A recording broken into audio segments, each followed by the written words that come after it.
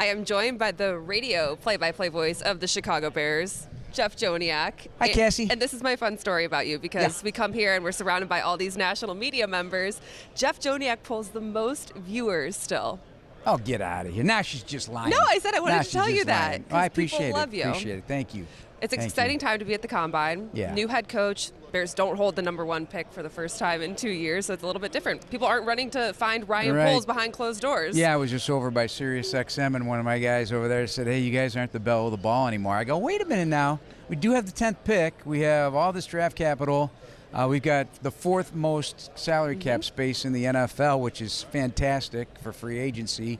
And we got Ben Johnson and a staff that's been put together that everybody's given high marks for. So I would say, hey, I think we're still invited to the dance. Yes, put it that way. And it's been fun to hear Ben Johnson talk for the second time since his introductory press conference. And one of the takeaways I had was he wanted to emphasize that he didn't just go out there and hire his friends to come to Chicago. And Dan Campbell then spoke and said his biggest advice to his coordinators, which he lost, is hiring your staff is the most important step to becoming a head coach. What do you think about the staff he assembled? I'm really impressed. I like the range, the age group. We got a 69-year-old, we got a 60-something-year-old, you know, the veterans, the Grizzly veterans that can help bring along some of the young coaches. But the energy level of ex-players like Al Harris. Al Harris was a bad man playing cornerback in the NFL for 15 years. For the Packers? Yes, and outstanding coach. He's starting to really feel his presence in this league and his job he did with the Dallas Cowboys. But then, you know, you're talking about Antoine Randall. I keep hearing how much juice he's brought to the building. That's the first guy I've asked, hey, how about the new coach? Oh, first thing they bring up is Randall L. And so I like that for the wide receiving core. And it's a broad spectrum of talents here, and I think that's important, and it is. I mean, I always tell first-time head coaches, you know, the last thing you ever do is coach, you know, because there's so much you have to do. You're the CEO now of the football team, and I think Ben has been around some really impressive coaches that have learned how to get it going right from the jump, and I think he will as well. He's a super smart guy. I really loved him at the podium. This is my takeaway from the podium of Poles and interviewing Poles one-on-one yesterday for our podcast, Bears Etc. podcast. Check plug it. Wherever plug you get it. your podcast. All right, we get it. Drop today. Is that the physicality component? And I just don't want to have a physical offensive line. I want to have a physical football team, and they're doubling down on that. So I'm a meathead when it comes to this. Like, I love the good old-fashioned, you know, we're going to hit you hard. You're going to feel us every single game, win or lose. And the next week, you're going to have a hard time getting ready for your next game because you just tangled with the Bears. And I think that will be their mentality a little bit. I think that's interesting because when I talked to Ben Johnson, he mentioned, you know, the prototype that they want for an offensive lineman. He mentioned the physicality. Yeah. They want tough football players. And he said something along the lines of, you don't want to just fall in love and become infatuated with the player when you interview them for 20 minutes here because you can get caught up in who they are as a person. He said the tape doesn't lie. And you really got to delve into that. Like, you were at the Senior Bowl. Who were some of the offensive linemen that really caught your eye down there? Well, first and foremost was Gray Zabel out of North Dakota State. Played a lot of games for a really strong program, and there's always this question, how will they react when they face guys from, you know, the Power 5? Well, he played every position on the offensive line, and he was dominant. I don't know that he lost a single rep. That guy is a bulldog in there, and so what his position will be in the National Football League, it could be a starting center, could be guard. Hey, he's played left tackle, so there's all sorts of versatility there, and I think that Ryan Poles likes players who can play multiple positions. So if you're a tackle in college, can you kick inside for a while and be a guard and maybe go back out to tackle when that time is needed or whatever the case may be? But he really stuck out. But there's a bunch of them. There's too many for me to remember. I did focus completely on the line of scrimmage because that's where the Bears have to improve on both sides of the ball. It's not a secret, and I know that this draft and free agency does marry up very well with their needs. So I think that's very encouraging. So on the offensive line, I don't have a great memory. I'm getting old, so I can't remember everybody. But, you know, there's a bunch of them, even guys that weren't there. Yeah. You know, Armand Membo is a tackle from Missouri. He didn't play in the game, and I wasn't there the whole week, but I did watch all the practices, called the game for Sirius XM. That's a very talented individual from Missouri.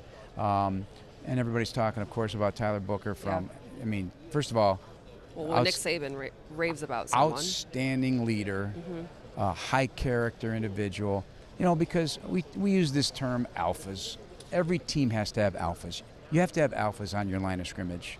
And that's important. And I think that is yet to be determined yet on the Bears, who the alphas are. So to bring in guys, and that doesn't mean he's a yeller and screamer, going to get in your face kind of an alpha, but follow me kind of guy. I'm going to put you guys on my back. We're going to go find a way to win. And then that could be in any position, but I really feel it's necessary on the line of scrimmage. I don't think they have one on the line of scrimmage, because you think back to Cody Whitehair being a captain. He's no longer there, and you're looking to obviously reset some pieces on the line. And really, it seems like they're going to focus on the interior. You mentioned the position flexibility there, because who knows what they feel about Braxton Jones. But I think questions with Gray Zabel is he played at North Dakota State. Can he play with the big boys that are coming from these SEC schools? But I say Braxton Jones, equally a fifth-round pick, and played at a small school. Yeah, I 100% think he can. There's several North Dakota State offensive linemen that are making an impact in the National Football League. It's a different kind of program. Yeah. It feels like a big-time program. They win all the time. They know how to win. I mean, that's the other thing, too. You can't get just players from winning programs, but I would start there. Like that feeling of knowing. They need winners in the locker room. You know how to get it done. Like you've experienced it. That's why so many players, Georgia, I mean, the Philadelphia Eagles pile on the Georgia guys, right? There's some Georgia D linemen in this draft that maybe. Oh, yeah. I saw Javon Walker walking in. I'm like, wow, he's not that big, but boy, he's a top 10 talent. And that's why I come here to listen to the interviews of the guys, just check out their body types. Obviously, it's no pads on, no helmet. But you do get a pretty good impression of what a guy looks like coming off the bus, so to speak. And there's a bunch of defensive tackles, a bunch of edge rushers here that are on this stage right now as we sit here and talk that I'm going to check out today. We always are wondering what the offense is going to look like under Ben Johnson, because it's going to be catered around Caleb Williams. He said it's going to be different than what he had in Detroit. But I think you do have to look at the pieces he had in Detroit that allowed his offense to be so explosive. And you look at the offensive line, one of the best in the league, and they built that mostly through the draft. Do you feel like that will play into how the Bears approach this draft? That's interesting, because in my mind, like in a perfect world, I'd love to have 5 guys that you draft over a period of a few years that grow together and become a dominant unit, and they play with each other for an extended period of time. You know, we got spoiled during the 85 Bears era, and it's never happened again since. Those guys played together for 7 or 8 straight years, didn't miss games, barely missed snaps in games, and they grew together, and it was mostly a drafted bunch. In fact, it was all a drafted bunch except for Jay Hilgenberg, who was undrafted. But the point is they all grew together. That's hard in free agency era of football, obviously, but I think a mix is important. And I like what Ben had to say about, can one guy change the whole offensive line? And I just did that podcast with Tom Thayer, and he goes, I totally agree with Ben Johnson. Yeah, one guy can change the whole, especially if it is a leader, an alpha. And again, I just can't anoint you a leader. You have to organically become a leader. And it can't be a guy who's a pretend tough guy or whatever. No, the leadership has very many different definitions.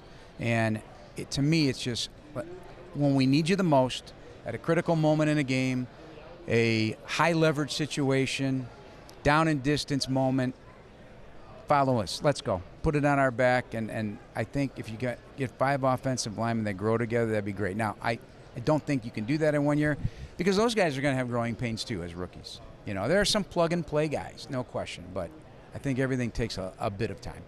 Trey Smith is a big name in free agency, although the Chiefs GM said that they feel very optimistic that they can keep him in Kansas City. He's going to come at, $22 million, maybe $25, and reset the market. How big of a difference maker would he be on the Bears' offensive line? Well, everything I know about him, it would be amazing.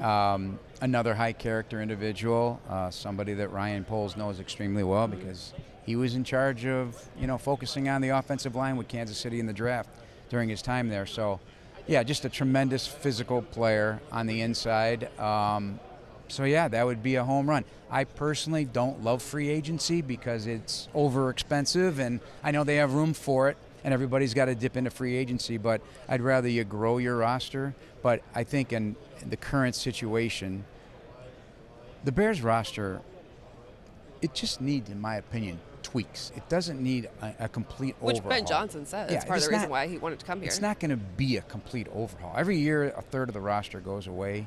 That's why there's the preponderance of one-year contracts for free agents. That's a new thing. I would almost hate to have, like, I want guys who are going to grow with this team, not the one-year variety. You have to, for a lot of different reasons, to build depth and so forth. But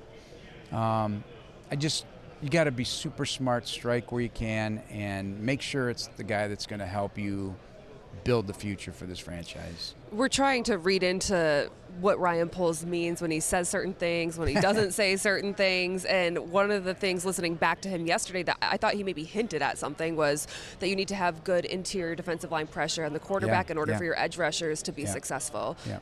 Do you think that leans any which way as to what he's thinking with the draft?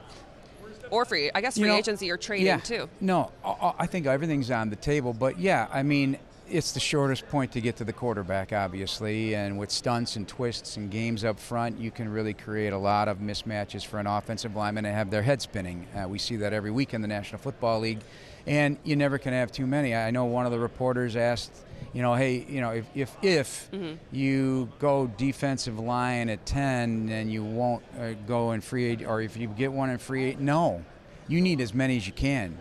I think every defensive coordinator, every head coach who's got a defensive mindset, they want waves of guys coming at the passer. And the Eagles definitely showed you that in the Super Bowl this year. They were unbelievable at it. The old Giants, when they had really good pass rushers, they had 8 starters. They come at you in waves. You want your talent working smart, not just being on the field for every snap. Come at you in waves, be fresh. And so, yes, the interior defensive line is vitally important. And I know Javon Dexter Sr. is still there. Big Billings will be back and healthy and ready to roll. I'm just assuming that still fits what Dennis Allen will want to do and work with those talents, because Javon's just scratching the surface. He's a young player. This is a big year for him, though, year 3, and he can be a very dominant presence in there, given his skill set and traits. He got real strong last year. He'll get stronger this offseason. So, yeah, but there's a really good crop of defensive tackles, a very, very good crop. Stellar players that also are versatile and can kick out on the edge, and as well as edge players that can kick inside if you want to go and do a NASCAR package where you're just racing 4 fast guys off the line of scrimmage. So there's a ton. They're talking to all the draft experts, it's double the amount there were last year at the defensive tackle positions in particular. So that are highly rated players. So it's going to be a pick your flavor, right? Well, you can get a good draft pick at 10, and then if the quarterbacks start going earlier, who knows who falls. I know people are excited about. That I don't think's going to happen. You don't? I don't think so. I mean, this is a really tepid feeling about the quarterbacks. Okay. So if they were in that class last year, Shadur Sanders, he'd be like 8 or 9 on that list, for example, and Cam Ward probably be, 5 or 6 on that list. So it doesn't mean somebody's not going. So you don't expect people to fall like people would maybe hope. Like we just heard Mason Graham. I don't know. Yeah, Mason Will Graham. Campbell, he has short arms apparently, so maybe he falls don't to talk 10. to Tom Thayer about short arms. He will bite your head off. He don't believe in that stuff. But, I mean, I know scouts do. I don't know. It's the fun of the draft. That's the fun of the draft, and I think without having big-name quarterbacks that are going to dominate and populate that top 10, it's going to be interesting. You can find a lot of trades. Who knows? But here's the thing. Could they trade back? That is a Ryan Poles move. It is, but this is one of the most important things. So if you want to tackle, for example, I think you have to get it early. That's my opinion, because I don't think the depth of excellence is as the case with the defensive line. So there's strategy involved here. So depending on what they do in free agency and how they look at the draft, you might need to get your tackle early. Do you think they should extend Kyler Gordon? Absolutely. He's one of my favorite players on the team. The only person Dennis Allen named in his and Ben Johnson named in his opening news. Okay, so it's got to mean something. Yeah, he'll be extended. He's one of my favorite players too. He's so versatile, and I have this word, and I may have talked to you about this last year, but it's it's a big delineation, and it matters, is how Kyler Gordon is deployable. He's a weapon. Jaquan Brisker is a deployable weapon. And what I mean by that is, from a blitz point of view, where he matches up with a particular receiver, how you deploy a weapon is what makes a defense special. And so every defense can't have 11 weapons. There's only a few weapons. I believe both of those cats are weapons. Kyler Gordon is a super, super athlete, and absolutely love him on the corner blitz. He hides behind some size and buries the quarterback. He's physical. Jaquan Brisker's physical, as we know. And I hope he's okay. I hope he's back, because, these are plug-and-play starters for any defensive coordinator in any defensive system. I love Kyler Gordon. And those are Ryan Poles' first two draft picks in the second round. Right. You can find talent in the second round. Yeah, absolutely. Absolutely. You can find talent anywhere in the draft. And I found it interesting, not in any interviews that I did with Ryan. He's never said this. Somebody asked him on one of the national, what's the hardest position to scout? And he said safety. Interesting. Because, more often than not, they're not in every snap. Like, they're just hanging back there. If they're playing free safety at the post, just kind of protecting the back end, preventing the big play, or the ball finds them sometimes instead of them being, say a guy has 10 interceptions in college, you really got to dig down on the tape to find out, well, how many did he actually make a play on the ball that makes him different than the next guy? Because the ball attracts certain players, and numbers go up, and you got to, okay, how did he get all those? Maybe he didn't really earn all those. It just happened to find him. So that was interesting for me to hear that from a scouting perspective. And I've heard it more than once, but I heard it from Ryan Poles. Safety is the hardest position to actually scout. So it's interesting. Yeah. Very and interesting. I think he connected with the Jaquan Brisker. That was For a sure. good pick. Yeah, we saw the impact or the loss of him and the impact it had on this defense this past year. Jeff Joniak, I appreciate your time. Always. Always Thanks so for gracious. having me. Thanks.